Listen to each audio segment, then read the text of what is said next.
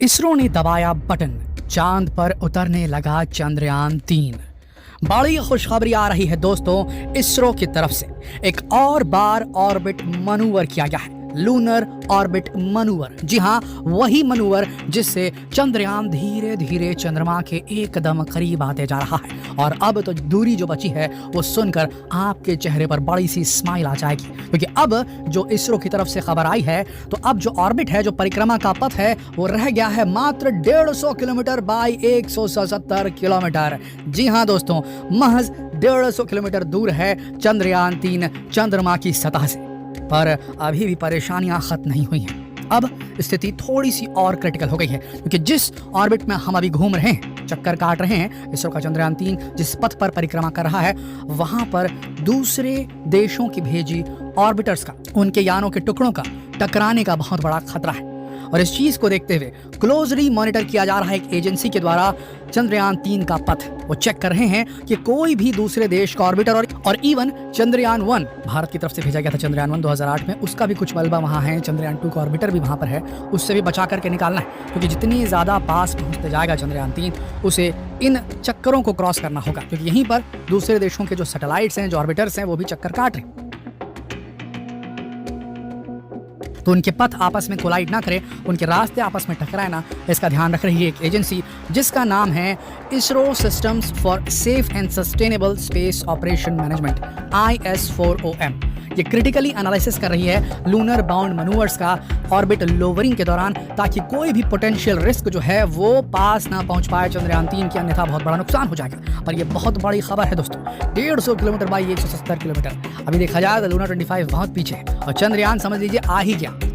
अब तो बस इंतजार है 16 अगस्त का। ये वो तारीख होगी जब लूनर बाउंड एक बार और जो है ऑर्बिट मैनूवर किया जाएगा, थोड़ा सा चेंज किया जाएगा और 100 बाई 100 के सर्कुलर ऑर्बिट में घुस जाएगा हमारा चंद्रयान-3। और यहाँ से फिर प्रोपल्शन मॉड्यूल, लैंडर मॉड्यूल सब अलग हो सकता है। हम एक दिन पहले चल रहे हैं, क्योंकि 16 अगस्त को सुबह 8:30 बजे ये मैनूवर होने वाला है। इसकी खबर दी गई है इसरो की तरफ से।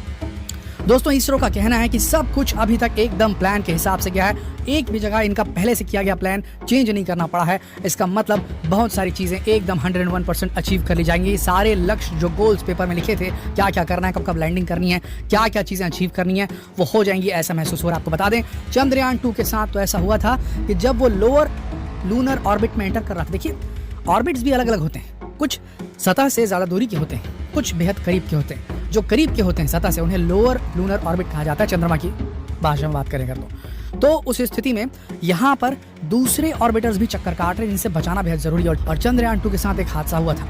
चंद्रयान-2 को अपना पाथ, अपनी ट्रेजेक्टरी 2 बार चेंज करनी पड़ी थी, कोर्स करेक्शन करना पड़ा था, क्योंकि सामने में कुछ डेब्रीज, स्पेस डेब्रीज, जो कि दूसरे मिशंस भेजे गए थे दूसरे देशों के द्वारा लूनर सरफेस पर, चंद्रमा की सतह पर, उनके जो डेब्रीज, उनका मलबा जो उड़ रहा था, उनके प्रोपल्शन मॉड्यूल का, उनके लैंडर मॉड्यूल का जो मलबा उड़ रहा था, वो 2 बार सामने आया था। और 2 बार इसरो को यहाँ धरती से उसे मनूवर करना पड़ा था चंद्रयान-2 को, ताकि वो उसको बच करके, डॉज करके निकल जाए वहाँ से। ऐसा चंद्रयान-3 के साथ अभी तक नहीं हुआ। ट्रेजेक्टरी एकदम जैसी प्लान की गई थी इसरो के वैज्ञानिकों के द्वारा, वैसी ही जा रही है, कोई करेक्शन करने की जरूरत नहीं पड़ी। और अब ऑर्बिट सर्कुलाइजेशन फेज कमेंस हो चुका है। इसरो की ऑफिशियल अनाउंसमेंट आपको बता रहे हैं, यही शब्द हैं इसरो के।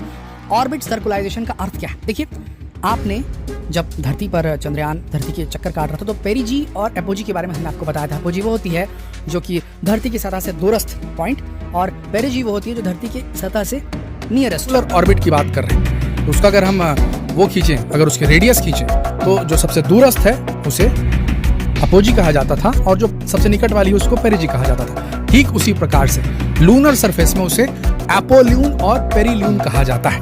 तो देखिएगा, पिछला जो ऑर्बिट चल रहा था, जिसमें 1400 कुछ किलोमीटर का एपोल्यून था, और उसकी जो पेरिल्यून था वो 177 किलोमीटर का था। तो उस वक्त अगर आप देखें तो ये एलिप्टिकल एक ऑर्बिट है, अंडाकार।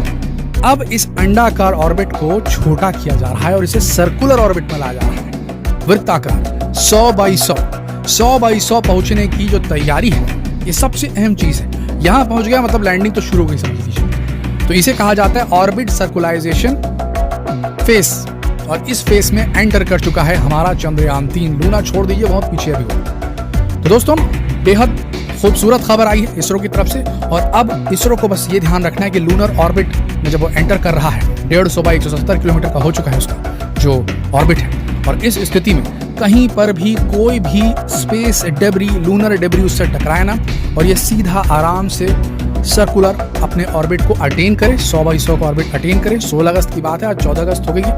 कल देश इंडिपेंडेंस डे मनाएगा और परसों की तारीख को सुबह 8:30 बजे एक और मनूवर होगा और हम 100/100 के दायरे में पहुंच जाएंगे। बेहद करीब पहुंच चुके हैं, बहुत जबरदस्त उपलब्धि है इसरो की तरफ से। और जल्द से जल्द और भी फोटोग्राफ्स का इंतजार कीजिए आप। अब यहाँ से फोटोग्राफ्स की भरमार आप तक पहुंचने वाली है, जो चंद्रयान 3 अपने high resolution camera, horizontal lunar velocity camera से वो खींच करके आपको भेजेगा। बहुत जबरदस्त कैमरे हैं उसके अंदर लगे हुए हैं, दुनिया के सबसे बेस्ट हाई रेजोल्यूशन कैमरे लगे हुए हैं चंद्रयान 3 के अंदर। ल्यूनर इमेजर भी लगा हुआ है उसके अंदर, और ये सारे कैमरे न सिर्फ हमको फोटो खींच कर भेजेंगे, बल्कि इन्हीं कैमरे की मदद से जो हमारा लैंडर है, विक्रम लैंडर, वो चंद्रमा पर सेफली सॉफ्ट लैंड